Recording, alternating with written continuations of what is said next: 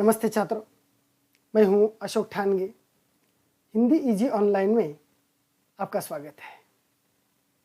छात्रों, आज के इस वीडियो में हम देखने वाले हैं वृत्तांत लेखन। बहुत से छात्र वृत्तांत लेखन क्या है या इसे कैसे करना है, कैसे लिखना है, यह नहीं जानते हैं। छात्र क्या करते हैं, जैसे निबंध लिखते हैं उसी प्रकार वृत्तांत लेखन लिखते हैं। ये बात अक्सर गलत है। तो वृत्तांत लेखन का सही तरीका क्या है, यही इस वीडियो में हम विस्तार से देखने वाले हैं। सभी छात्रों ने अखबार तो देख ही लिया है। अखबार में हम समाचार पढ़ते हैं, खबरें पढ़ते हैं। वृत्तांत लेखन का मतलब यही है कि समाचार लेखन या खबर लेखन। लेकिन किस प्रकार करना है, वृत्तांत लेखन किस प्रकार लिखना है, शुरुआत से अंत तक इसे किस प्रकार लिखना है, यही बात जानने के लिए शुरू करते हैं वृत्तांत लेखन।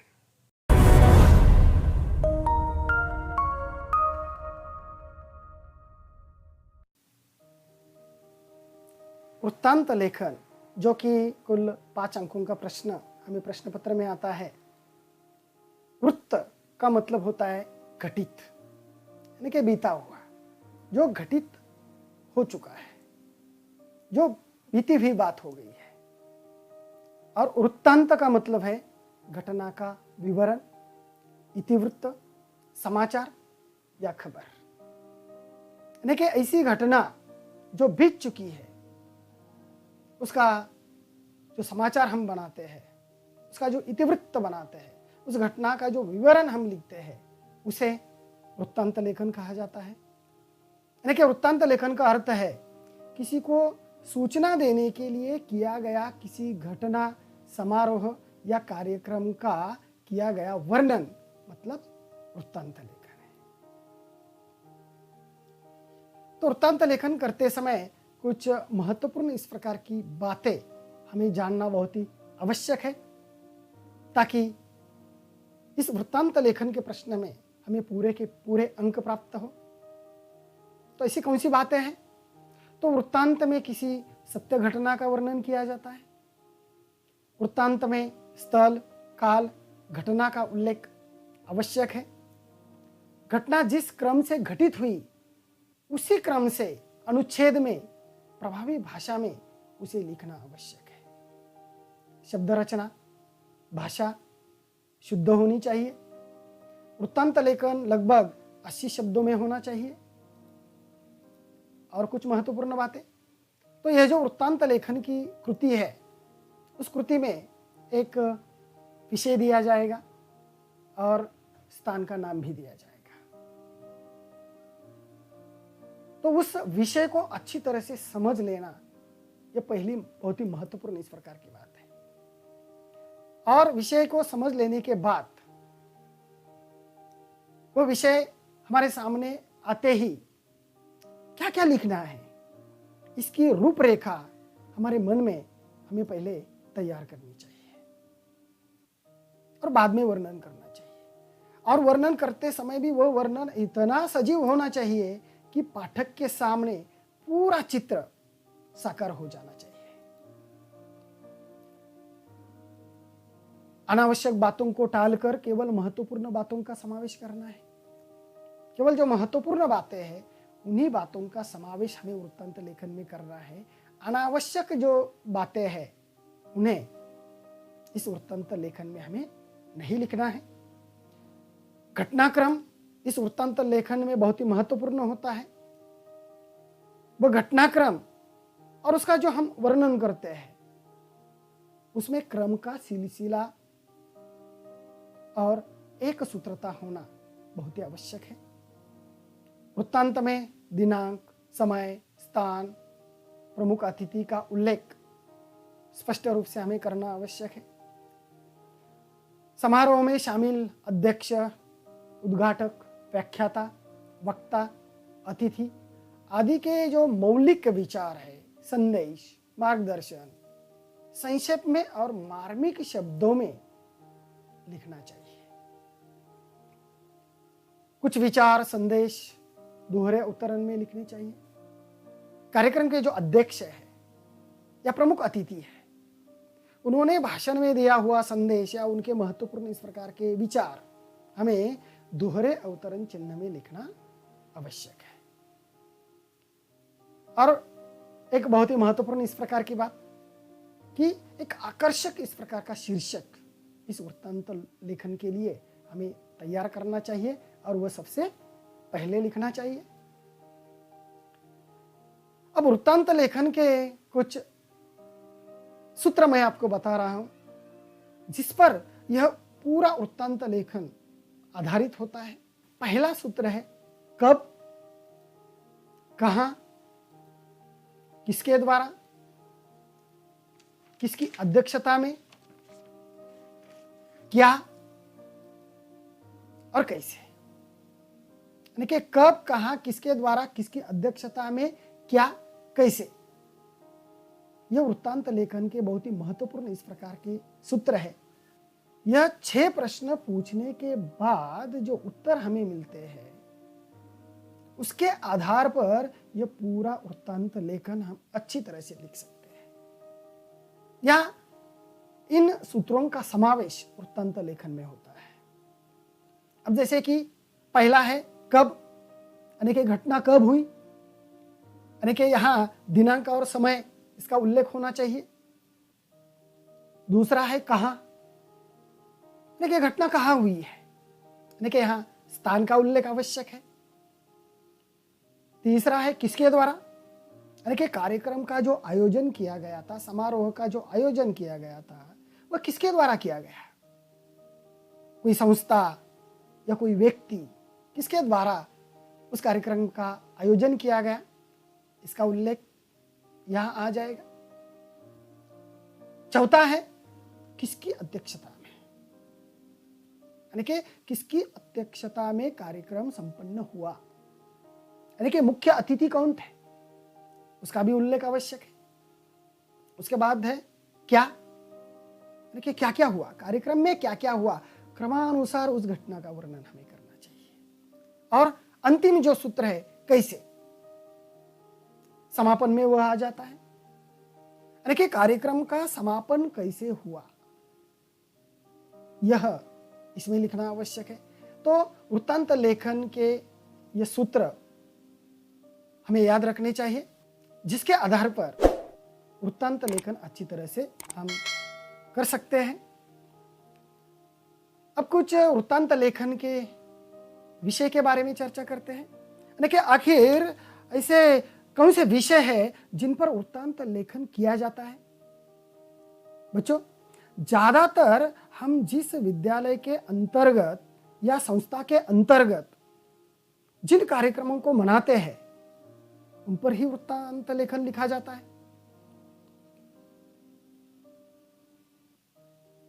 परीक्षा में भी उन्हीं विषयों से संबंधित वृत्तांत लेखन करने के लिए कहा जाता है। तो देखते हैं आखिर वे कौन से विषय हैं।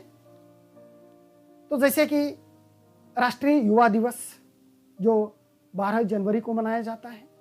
देखो, वृत्तांत लेखन करते समय उसकी तिथि लिखना, उसका दिनांक लिखना बहुत ही आवश्यक बात है।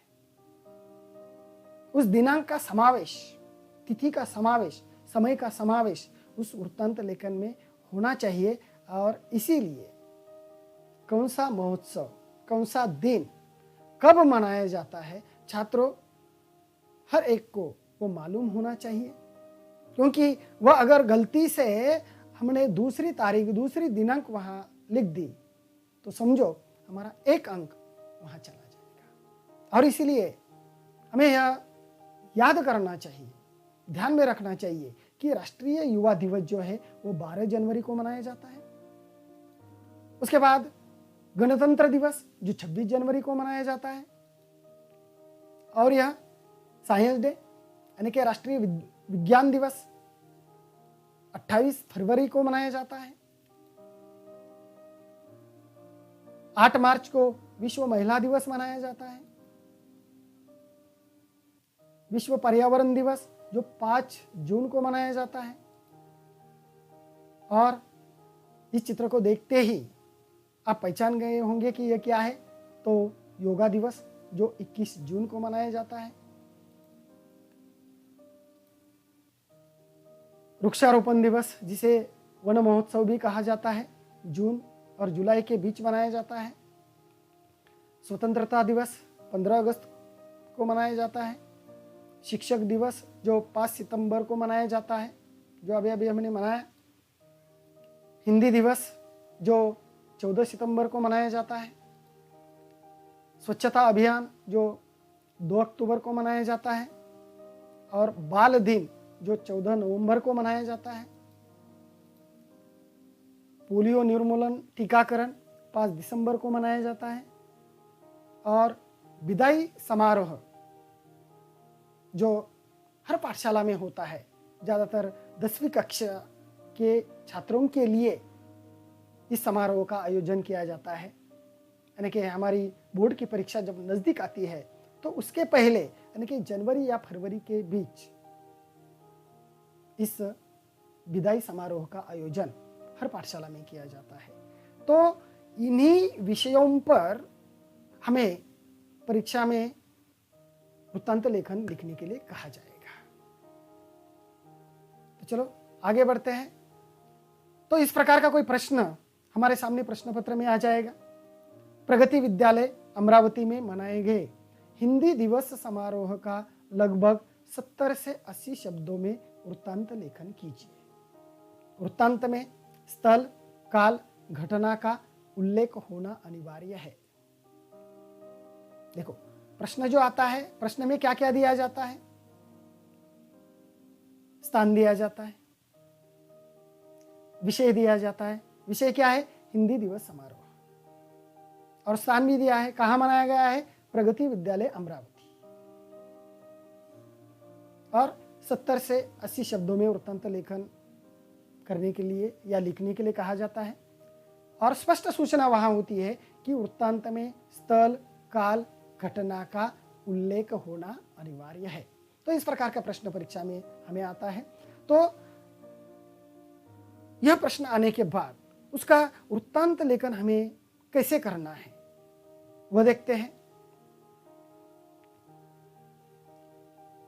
देखो यह वृत्तांत लेखन आपके सामने है। सबसे पहले जो विषय वृत्तांत लेखन के लिए हमें दिया हुआ है उसे एक छोटा सा और समर्पक इस प्रकार का शीर्षक हमें तैयार करना चाहिए। जैसे कि यहां शीर्षक दिया है हिंदी दिवस पर शानदार समारोह। और वह शीर्षक लिखकर हमें इस प्रकार, जहां की यहां नमूने के तौर पर मैंने आपके सामने रखा है, इस प्रकार का वृत्तांत लेखन हमें करना है। कुछ परिच्छेद इसके लिए हमें तैयार करने हैं और क्रमानुसार घटना का वर्णन हमें आगे करना है। कुछ छात्र क्या करते हैं, जैसे कि वहां स्पष्ट सूचना होती है कि वृत्तांत में स्थल, काल, घटना का उल्लेख होना अनिवार्य है।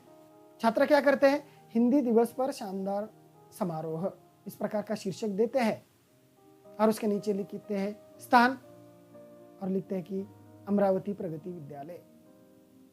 समय नीचे लिखते हैं समय 9 बजे। इस प्रकार नहीं लिखना है।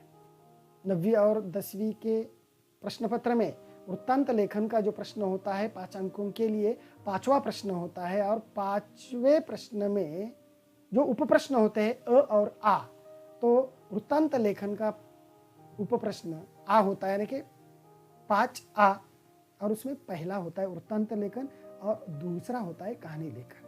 वृत्तांत लेखन और कहानी लेखन दोनों में से किसी एक को हमें लिखना है। हिंदी दिवस पर शानदार समारोह इस प्रकार का शीर्षक यहाँ दिया और उसके बाद अमरावती अल्पविराम 15 सितंबर 2019। देखो यहाँ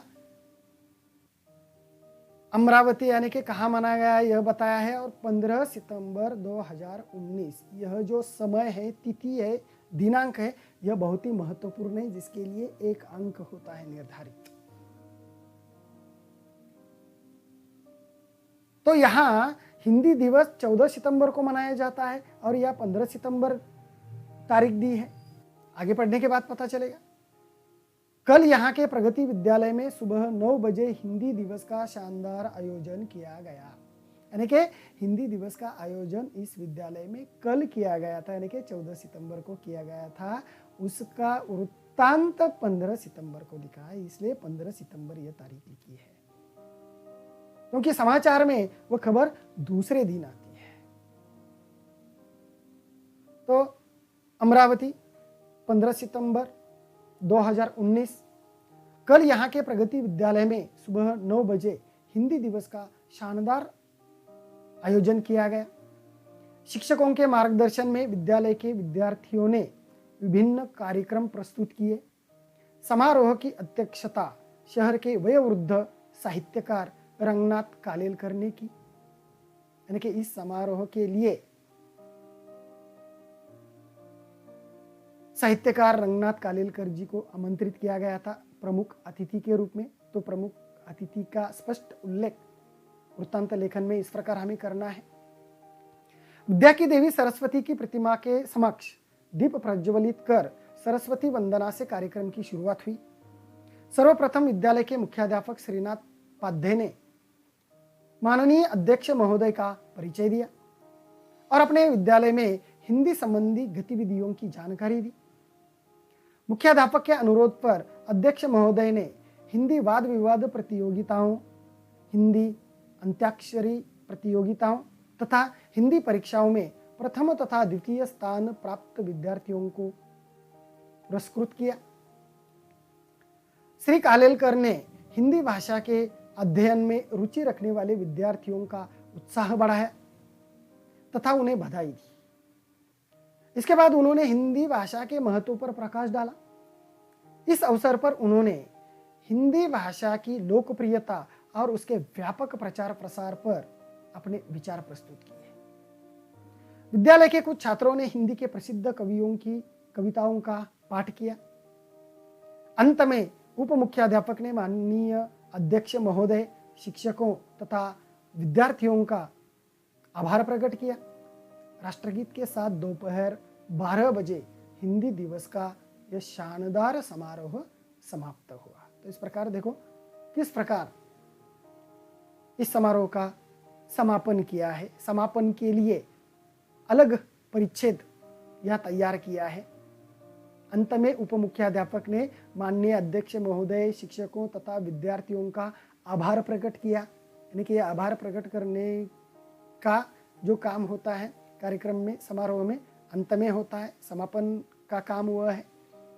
राष्ट्रगीत के साथ दोपहर 12 बजे हिंदी दिवस का यह शानदार समारोह समाप्त हुआ। इस तरह इस कार्यक्रम का समापन किया गया है। तो इस प्रकार बिल्कुल अच्छी तरह से क्रम के अनुसार घटनाक्रम जिस प्रकार हुआ है, जैसे जैसे यह कार्यक्रम घटित हुआ, बिल्कुल उसी प्रकार सुंदर रोचक इस प्रकार की शैली में हमें यह वृत्तांत लेखन करना है। देखो यहाँ शीर्षक दिया है, दिनांक और स्थल भी यहाँ दिया है और बाकी क्रम के अनुसार इसका वर्णन किया है। सत्य घटना पर आधारित होने के कारण सत्य घटना का वर्णन यह किया है और अंत में समारोप किया है। इस प्रकार सभी मुद्दे जो है महत्वपूर्ण इस प्रकार के वृत्तांत लेखन के लिए होते हैं, वे सभी मुद्दे, सभी महत्वपूर्ण बातें, उनका उल्लेख इस वृत्तांत लेखन में हमें करना चाहिए। आशा है यह वीडियो आपके समझ में आया होगा। अगर यह वीडियो आपके समझ में आया है तो दोस्तों सब्सक्राइब कीजिए और लाइक कीजिए और दूसरों को शेयर भी कीजिए। मिलते हैं अगले वीडियो में, तब तक अपना ख्याल रखें। धन्यवाद।